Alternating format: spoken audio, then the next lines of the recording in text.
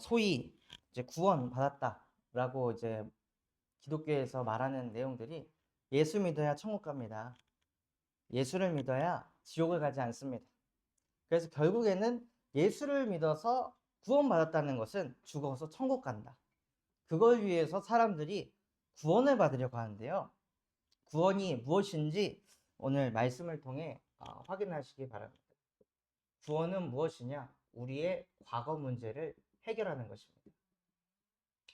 오늘 읽었던 말씀에 보면요. 에베소서 2장 1절에 허물과 죄로 죽었다.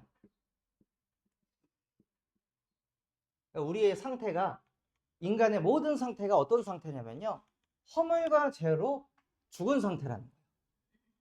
허물과 죄로 죽어 있으니까 저희가 운전을 하다가 뭔가 짐승이 죽어 있으면 살아있을 때는 오지 않았던 아이들이 죽고 나면은 갑자기 까마귀가, 개미가, 온갖 벌레들이 죽은 시체들에 몰립니다. 인간도 마찬가지입니다. 허물과 죄로 영혼이 죽어 있으면은요, 뭐가 오냐? 요한복음 8장 44절. 너희는 너희 아비 마귀에게서 났으니. 허물과 죄로 죽었던 영혼을 그냥 두는 게 아니라 이 마귀 또는 사단이라는 존재가 그 인간을 완전히 사로잡아 버린다는 거예요. 그래서 이 사단이라는 존재에 사로잡혀서, 어떤 사람은 사단이라는 존재에 사로잡히면은 뭔가 무당이 되고 귀신 들려가지고 그런 거라 생각하는데요. 사단에게 사로잡혔을 때 무슨 일이 벌어지냐면 창세기 3장 1절에서 6절과 같은 상태가 벌어집니다.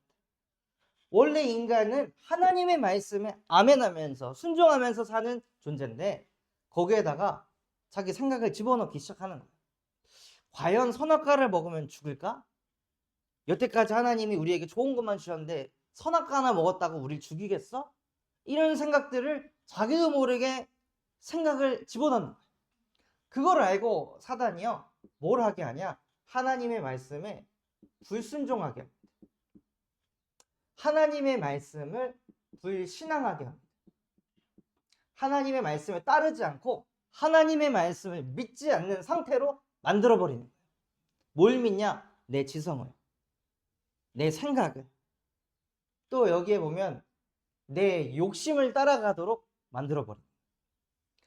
그래서 어떤 상태에 놓이게 되냐면요, 로마서 3장 23절, 모든 사람이 죄를 범하였으며 하나님의 영광에 이르지 못하다니.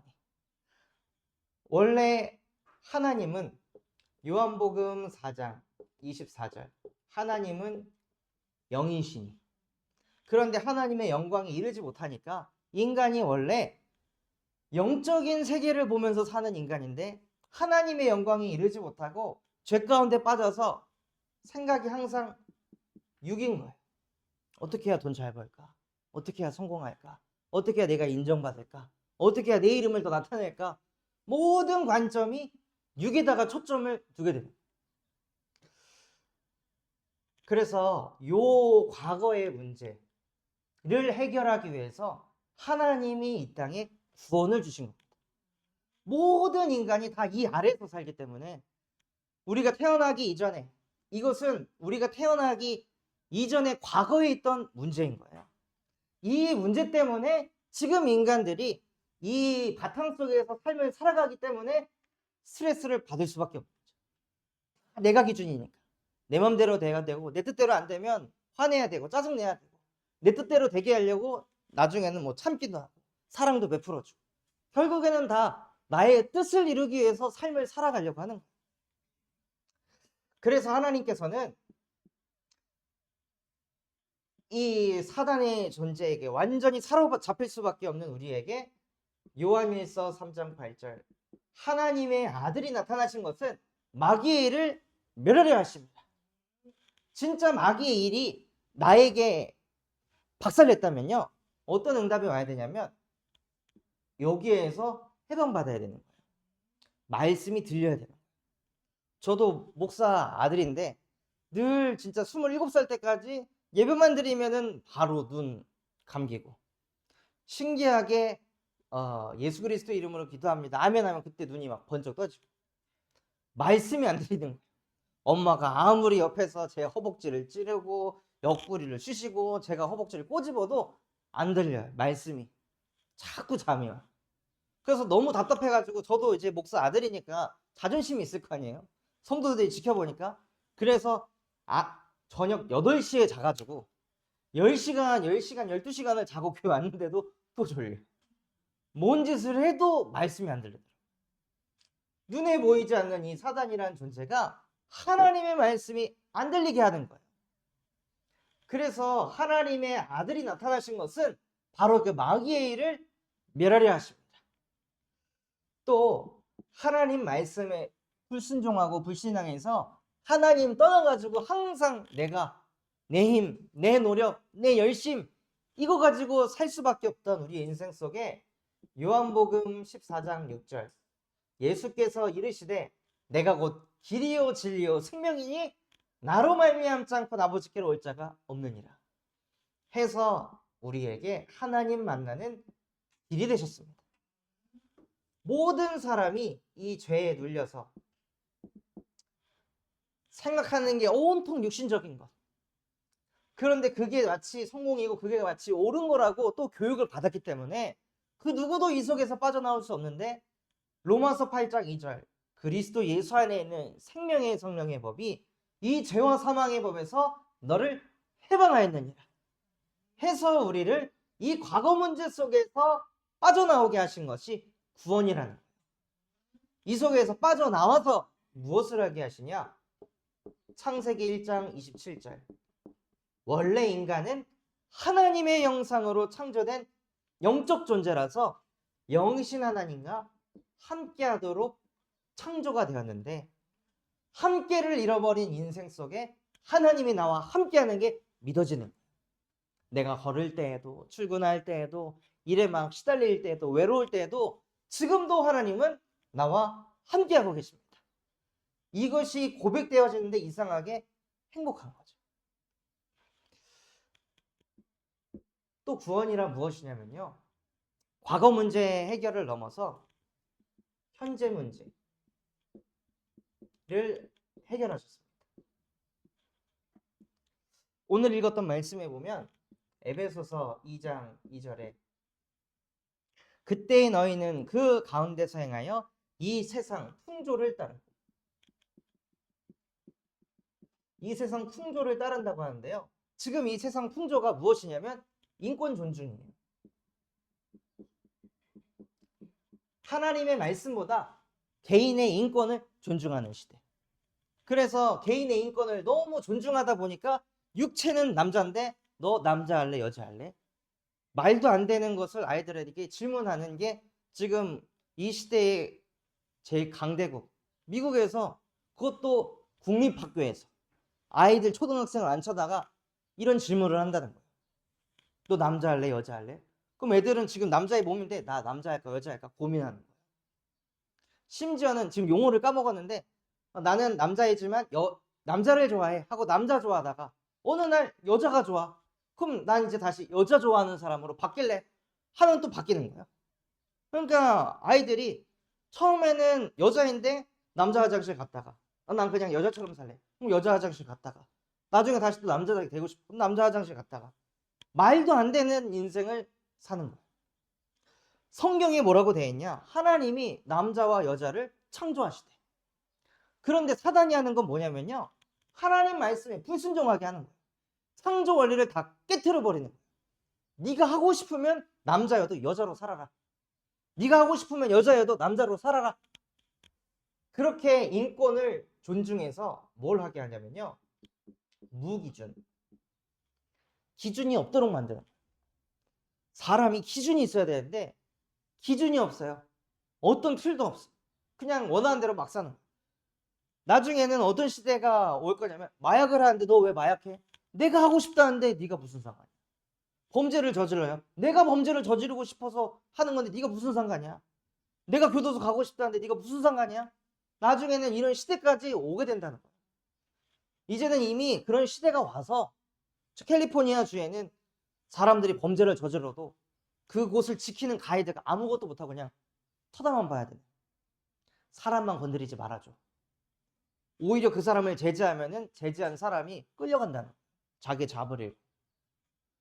기준이 없는 시대로 사단이요 만들어버리고 있어요. 그러니 사람들이 어디서 사냐? 혼돈 속에서 인생을 사는 거예요. 뭐가 맞는지 뭐가 그른지 기준이 하나도 없는 세상에서.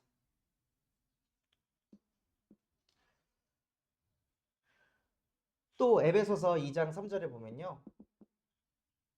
뭐라고 돼 있냐?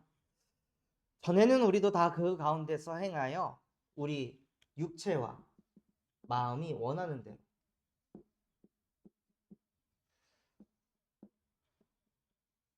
현재 문제를 겪는 이유가 어떤 거냐면 여기에서부터 너희 아비의 마귀의 욕심대로 행하고자 하는 일. 그 욕심이 우리 근본 속에 숨겨져 있으니까 항상 육체와 마음이 원하는 것을 하려고 해요. 이를 구해도 내 마음에 드는 거, 내 육신에게 마음 만족을 가져다 주는 거, 모든 것이 육체와 마음이 원하는 대로. 근데 이거를 자꾸 하다 보면요 사람이 뭐가 되냐? 중독이 돼버리는 거예요. 육체와 마음이 원하는 걸 자꾸 하다가. 저도 처음에는 현실 세계에서 뭔가 충족이 안 되니까 맨날 게임 세계로 들어가서 가상현실 세계에서 거기서 만족을 얻고 사람들이 날 인정해주고, 그러니까 처음엔 그게 좋아서 했는데 나중에는 안 하면은 안 될 것 같은 상태가 되는 거예요. 술도 그냥 즐겁게 애들하고 그냥 그 분위기 때문에 마셨는데 나중에는 술을 안 마시면 안 되는 상태가 되어버리는 거야.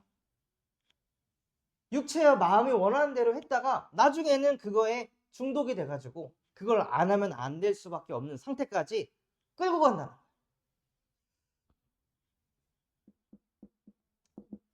또 에베소서 2장 3절에 보면요. 그래서 뭐라고 되어 있냐? 다른 이들과 같이 본질상 진노의 자녀였더니. 인생이 진노 아래에 있는 거예요. 진노 아래에 있으니까 어떤 상태가 되냐? 아무 이유 없이 불안해요. 이유 없이 마음이 계속 불안한. 이러면 어떡하지? 저렇게 되면 어떡하지? 저도 이 불안이 사라지질 않으니까 잘 때에도 계속 불안하니까 이 생각 저 생각 생각에 계속 꼬리를 물고 잠 못 이루는 밤 보내고 다음날 막 피폐하게 또 하루를 보내고, 불안하지 않고 싶은데 끊임없이 불안이 계속 몰려오는. 그래서 제 친구 중에 한 명도 진짜 누가 봐도 아 얘는 특기가 불안이다. 모든 것을 불안으로 끌고 가는 거야. 아니 뭔가 응답을 받아도 또 불안한 일이 생기면 어떡하지? 야 너는 어떻게 모든 상황을 그렇게 부정적으로 재창조를 하냐, 진짜 대단하다라고 한 친구가 있었는데, 그 친구가 어느 날 구원을 받고 예수 그리스도를 마음의 주인으로 딱 영접하니까요 애가 찾아와가지고 막 우는 거예요. 야 이상하게 마음이 평안하다. 그 전에는 이상하게 마음이 불안했는데 이상하게 내 마음이 너무 평안해가지고 도대체 내가 왜 이렇게 평안한지 모르겠다 할 만큼, 그래서 평안해서 너무 감사해가지고 이 친구가 막 눈물을 흘릴 정도로. 근데 저 또한도 진짜 아무 이유 없이 계속 염려, 걱정, 불안이 끊임없이 막 몰려왔었는데 그 이유가 뭐냐? 과거 문제가 해결이 안 되니까 현재에서도 시달리는 거예요. 그런데 과거 문제가 완전히 끝이 나서 원래 인간은 하나님과 함께하도록 창조되었는데 하나님이 나와 함께하는 게 믿어지니까 이상하게 마음이 평안한 거죠. 경제 문제가 해결돼서 평안한 게 아니라, 뭔가 내가 성취를 해가지고 평안한 게 아니라 그것은 내가 성취한 만족인 거죠. 평안이 아니라. 그런데 하나님이 우리와 함께 하시니까 뭐가 되냐? 세상이 줄 수도 없고 알 수도 없는 평안이 생기는 거예요. 그래서 요한복음 1장 12절 영접하는 자 곧 그 이름을 믿는 자들에게는 하나님의 자녀가 되는 권세를 주셨으니.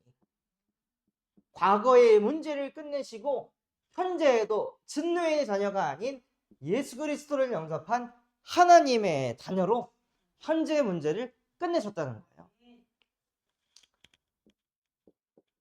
그리고 구원이란 무엇이냐면요, 미래 문제를 해결하셨다는 겁니다. 원래는 하나님 떠나 있는 사람들은 죽어서 지옥을 가는데요, 에베소서 2장 6절에 보면 또 함께 일으키사 그리스도 예수 안에서 함께 하늘에 앉히시니, 하늘에 앉히시니 무슨 뜻이냐면 저와 여러분은 천국 시민권자라는 거예요. 죽어서 미래에 지옥을 갈 수밖에 없었던 우리의 운명 사주 팔자를 십자가의 보혈의 피로 천국 시민권자로 만드셨다는 거예요. 또 에베소서 2장 7절 말씀해 보면 그리스도 예수 안에서 우리에게 자비하심으로써 그 은혜의 지극히 풍성함을 오는 여러 세대에 나타내려 하심이라. 오는 여러 세대, 바로 우리 후대입니다. 우리 후대에게 원래는 무엇을 나타내면서 사람들이 살죠? 다 이거, 야 이래야 성공해, 야 이래야 좋은 대학 가, 이래야 좋은 곳에 취업할 수 있어, 이래야 경제 문제 없어. 근데 자녀들에게 이런 건 안 가르치잖아요. 이래야 평안해, 너 이래야 이런 문제 터지고 저런 문제 터지고 이런 어려움이 와도 안 무너져. 이거는 안 가르쳐 준다. 성공자 자리에 이 꼭대기에는 앉혀놓는데 꼭대기에서 날라오는 이 문제들, 꼭대기에 와가지고 오는 갈등, 정상의 위치에서 찾아오는 그런 재앙들이 왔을 때 이것을 어떻게 이기고 이것을 어떻게 견디는지 그 비밀은 후대에게 하나도 안 알려주고 어떻게 하면 이 자리로 올라갈 수 있는지만 가르쳐주는 거예요.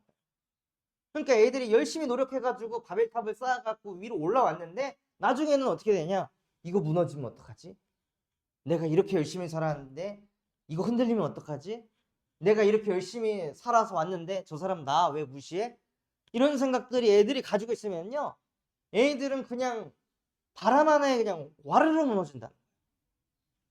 그래서 지금 서울대 다니는 학생들 중에 90%가 정신과 약을 먹는데요.